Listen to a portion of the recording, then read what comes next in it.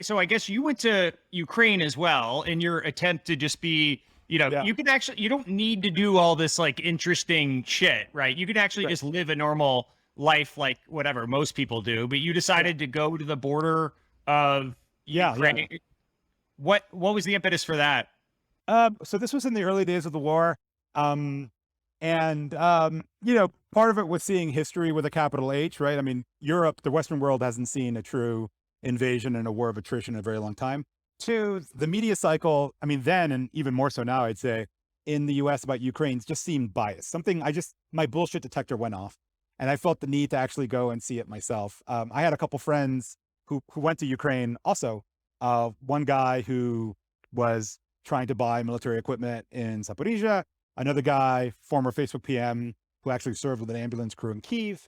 And anyhow, and then somebody a colleague of mine proposed going, and I'm like, yeah, sure. If you can line up like the fixers and drivers and whatnot, I'll chip in. Let's go and check it out. Let's see how far we can go, until either the nerve or the money runs out. And so we got to about Lviv, which is at the time it's still there, but at the time was the sort of relatively safe sort of transit city where people were going in or coming out of Western Ukraine. And yeah, the border region was really the most interesting thing because, of course, the refugee situation was still in high gear, and it was really something to see, literally millions of people streaming across the border. Typically, just women. Like imagine a woman with like two kids and a little rolly bag, like what you take on a carry-on, just like literally walking across the border because they don't tend to let vehicles through. So they would literally get dropped off or abandon their cars and just take off on foot across the border to, an unknown fate. Although of course there was like a welcome wagon on the other side. Europeans mobilized en masse, the Polish in particular, to actually greet the refugees and actually open their arms in a huge way that was very kind of affirming. And then we went in. We were like, it doesn't look that bad. Like whatever, let's just cross the border and go ahead and see how far we get. And went to Lviv, and then you see there, it's a society in a state of total war, which we haven't seen except, no one of our generation has seen except in the movies of World War II or something. It's a society totally mobilized to repel this invasion and either get refugees out or get weapons and men or fighters in. And Did you find anything that was different? Like your bullshit detector was going off, and then you walk over there, and like, what are some misconceptions that people that are like, I don't know, casually keeping up with what's going on maybe have that's different than what you saw on the ground? Well, I mean, there's the misconceptions now and the ones at the time. I mean, I guess they're not that different. I think what everyone misunderstood and was very clear to me after a day there, although to be clear, I know nothing about Ukraine, I know nothing about the region. I don't speak any Slavic languages. Like it's not my part of the world. Okay. But it seemed very clear to me after just like a day or two that the Ukrainians were like not going to give up, that they saw this as this massive national struggle, and the thought of surrendering to the Russians was just inconceivable. And at the time, the vibe outside, this is like Kyiv was still encircled, right? The western part of Ukraine could have been part of the war. People thought the Belarusians would invade. Like this was the early days, so it was still very uncertain, and the Ukrainians looked as if they were losing or were about to lose. That just did not seem to be the vibe on the ground at all. Of course, as we've shown, the Russians were basically forced to retreat from Kyiv. They restarted an assault in the east. They haven't advanced particularly far. It's clearly a bloody stalemate. I think, pro-Putin people in the West saying, oh, Ukraine's going to fall tomorrow, it's hopeless, that's gone away.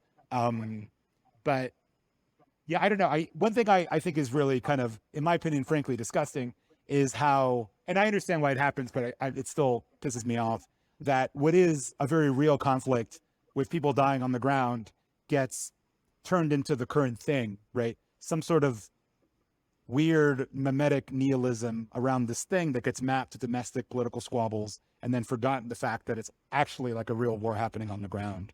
And that kind of does piss me off. But It bothers you. The rhetoric, the current thing rhetoric for people that don't know is kind of this nihilistic attitude that people just adopt things that make them feel like those are the important things of the day, and then they move on as new things come up, and that people don't actually have deep-rooted views or passion about this stuff. It's just that they're, this is the topical thing du jour for them to care about. Is your problem with it that it's not that this has become a current thing and that people are passively, following it or putting out flags or whatever. It's the attitude of judging that people are doing that stuff that bothers you. To be clear, I think current thing theory is correct and that there are current things in our mediascape. Yeah. We do overreact. So I'm not saying the theory is wrong. I just don't think Ukraine is a current thing, right? And every attempt to show that it is wrong. It's like, oh, look, here's a graph of searches for Ukraine over time. It's disappeared. It's no longer a current thing. It's like, motherfucker, we're still sending billions to Ukraine. You realize we just sent them long-range rockets. They're going to start bombing the Russian arsenals behind Russian lines. The war is still ongoing. That's like, I agree. We're living in a moment of mimetic nihilism where a lot of the problems and things that get worked up over are fake. I totally agree that's true. I just don't think, the first total war in European history in 80 years is one of those things. It just isn't. Because if it were, it would have stopped happening. But it's not stopped happening. We still talk about it. Why? Because it's a real war. And I think we've just grown so disillusioned and virtualized in our understanding of the world that we can't imagine, right? I mean, I think the beginning of current thing theory, I mean, it's a rehash of other ideas, to be clear. Daniel Borson has this great book called The Image, which is in the 60s. And there was a bunch of media analysis as like we got into TV and radio and things got virtualized. And he said, there's a thing called a pseudo-celebrity or a thing called like a pseudo-event. What's a pseudo-event? It's an event or a person that's famous for being famous, right? It's talked about because it's being talked about. And as soon as that sort of recursive cycle stops, the thing disappears from view. Well, hasn't happened with Ukraine, has it? Because again, it's not a pseudo event. It's a very real event. And I think part of the crisis you're seeing from a lot of the sort of Twitter, blue check, celebs, whatever, is like not getting their heads around a thing that exists beyond their manipulation of that perception. Well, it's very American to like not care about anything unless it affects you personally. Correct. I feel like that's half of the culture in this country is like, it doesn't really bother me, and so I don't really care. Like, just that attitude seems to be like fairly pervasive. I think that my problem with the current thing rhetoric is, well, to be clear, there are people that are very transitory on what they're going to make their background on Twitter, or what their hashtags are going to be, or what they're going to post on their Instagram story, and just have passion behind for that moment. And so in my mind, not to defend the criticism of current thing, but I think there are people that are very flippant in their passion or adoption of these things that they're going to care about, right? So I think that's a thing. And I think Ukraine got that group, whoever those people are. I think Ukraine was adopted by those people for some period of time. And then they moved on to whatever the next thing that they're going to kind of passively post on Instagram about. I guess my criticism or agreement with you is one, this is like a material thing. And I don't know what else has been granted the current thing, but I think those other things, a lot of them were certainly material as well, right? So like, I think both of these things can be true. And also just like the cynicism that people have to be negative about people caring. It just feels like such a, a dickish online mentality to criticize that people are passionate about something, or at least voicing some level of activism or something. It just feels like a very cynical mindset. I think people like to feel part of a community, right? They want to feel like part of something. It's the reason you have like subreddits and Reddit, and you have people pursuing, crazy political stances, because they feel like, all right, hey, I'm finally part of something that, makes me feel like I am a piece of a broader community. And I think the current thing ultimately is like a piece of that, right? Everybody's talking about it. I'm talking about it. And as it moves on, you're like, okay, I didn't really care so much about the actual topic at hand. I enjoyed the fact that I was part of like this broader community of people. And that seems to be pretty pervasive. It happens in, politics. It happens in companies. Like, it's like human nature to want to be a part of stuff. I agree with that. I mean, obviously you're right, Zach, but I still think there are certain issues that transcend that. And it's odd to see that so many people who you thought were sort of independent intellects are actually just contrarian assholes, right? Like, in other words, going against the current thing, guess what? Doesn't actually make you smarter than going for the current thing. You're the same fucking dumb shit asshole who's just like basically showboating online. Hate to break it to you, you are. And the sign of a true independent mind isn't claiming you're going against the current thing. Everybody claims that now, right or left. It's actually agreeing with people you dislike because you're sure you're right, right? That's the true side of an independent mind. It's like, oh, somebody I hate from like the wrong tribe actually supports this. I have to hate it. Like, no, guess what? The Ukraine side is still the right side in the war. And sure, there's probably people I personally and politically dislike who are also on the pro-Ukraine side, but it doesn't matter to me because the real issue is more important than that. You know where it pops up, by the way, all the time is in like green energy and kind of alternative energies where, you know, to disagree with, hey, wind and solar are here to save us all is like a very unpopular opinion because the current thing is like recycling your straws or whatever people are doing without actually understanding like how any of this stuff works. And it's the same people who are like, I don't know about this like nuclear plant in my backyard. And I notice it over and over because nobody asks like the follow-up question where everyone's like, yeah, but let's just to use the wind and solar example, which always cracks me up. And you ask them like, have you ever been to New York on like a cloudy day where it's not windy?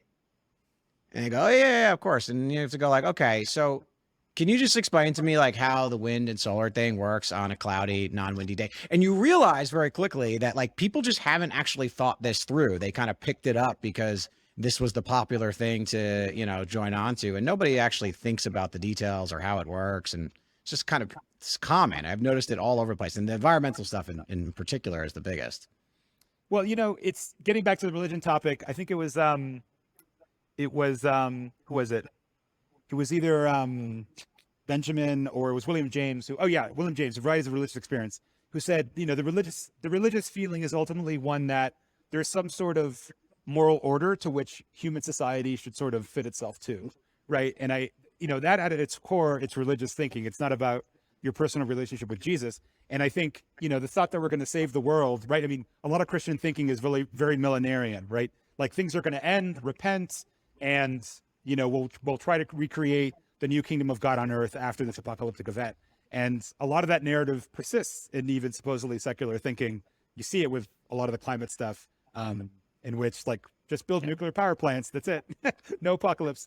But or we're gonna save the world. My favorite was like everyone's like, you must recycle, and then it turns out that at a certain point, like the Chinese weren't actually buying the recycling, and so this gas guzzling truck was picking up your recycling and essentially throwing it in a dump. But it made you feel really good about yourself when you put the can in the recycling bin, and that's what we teach people matters. Like that's it. That's just if you feel good about it, it works.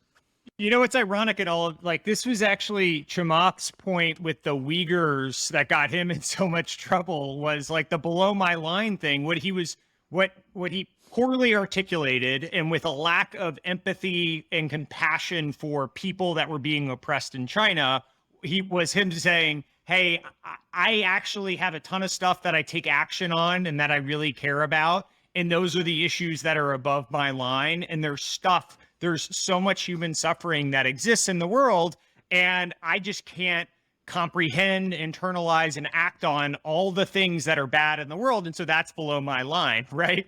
And it does feel like, you know, it's unpopular to say we all should care about all the atrocities that are happening across the world and at least be empathetic to the people that they're happening to. But there's, you know, you can only act on so much, right? And so I think it's noble of you to actually go over to Ukraine and see this. And also, I mean, you've done debates on the topic, right? You went down to the All In Summit and debated Glenn Greenwald and to some extent David Sachs on this. And you know, I mean, you actually have the real passion for this topic. And so I don't know. I feel like the current thing criticism is the people that don't have the passion for it, but do it in this transitory state of just like adopting it because it's cool right now to care. I mean, I think there is a counter argument to caring, which is like, well, I mean, I think the sort of whataboutery, which isn't without some merit, is like, well, why are we worrying about this form of tragedy when there's this other form of tragedy that we should be caring about more? And, you know, often it's just like a cheap rhetorical ploy. But often, you know, you can ask yourself, yeah, am I paying selective attention to things? It's a good point. And like, the reality is, I just looked up because, you know, like the hippie saying used to be think locally, act globally, right? Which typically meant just worrying about global crises and then letting your own city kind of go to pot, right? I remember when I was at Berkeley, like the Afghanistan war, 9/11 happened when I was at Berkeley. I remember Berkeley, which is like a small college town, passed a resolution about the Afghanistan war, right? A city that was not particularly well run, to be clear, right? And it still isn't. Well, I don't know. I haven't lived there in a while, but at the time, it was not an ideally run city. And they're sitting there issuing, you know, declarations about the Afghanistan war. So I can see how about caring about remote things can often seem that way. I think it depends upon whether you think it fits into a greater moral struggle that's going on in the world. Also, I would say the Europeans who see this going on in their backyard don't think it's halfway around the world, right? They think it's very much a local phenomenon, which it is, because like you'd go to Warsaw train station and it had been turned into a refugee camp. It's like, okay, this is not something that we can just optionally check out of. But I agree. It's like, how do you, one coping strategy, and I've talked to a very smart person, is what they do. So it's like, outside my realm of concern. I think it's what you're saying with Chamath, that he, of course, phrased in the most obnoxious way possible, which is, actually outside my realm of concern, my family, my community, there's just nothing I can do about it. So I'm not going to stress out about it. I don't know. There might be something to that, right? Because at the end of the day, what can you do? I mean, I have a small platform, so maybe I could do something about the Ukraine thing, but most people frankly can't. And so whatever, right?